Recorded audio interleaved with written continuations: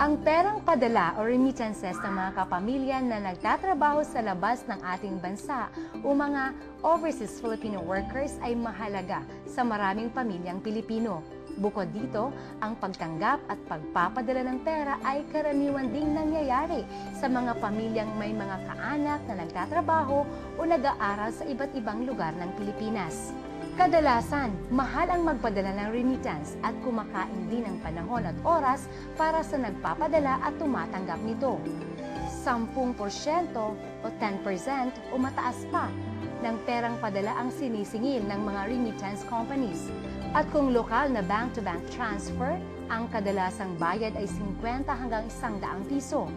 Lalong mas mataas ang bayad sa door-to-door delivery. Kadalasan, ang remittance ay kinabukasan pa matatanggap ng pamilya at kamag-anak ng sender. Bukod sa paghihintay, kailangan pa nilang magbiyahe papuntang bangko o remittance company. Sa bagong paraang text o remittance, isang handog na serbisyo ng mga rural banks, cellphone lang ang kailangan para magpadala at tumanggap ng pera. Dahil ginagamit nito ang cellphone bilang mobile wallet, ang text o remittance ay mas mabilis at mas mura. Ang text or remittance service ay isa sa mga bagong mobile phone banking services na binuo ng Microenterprise Access to Banking Services o MABS program.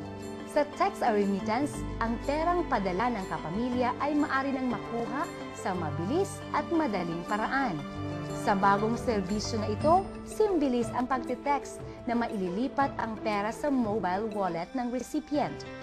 Bukod sa mabilis at sigurado na transaksyon, ang text or remittance ay mas mura at maasahang alternatibo sa tradisyonal na money transfer services. Pagka-send ng text message, nakukumpleto na kaagad ang transaksyon.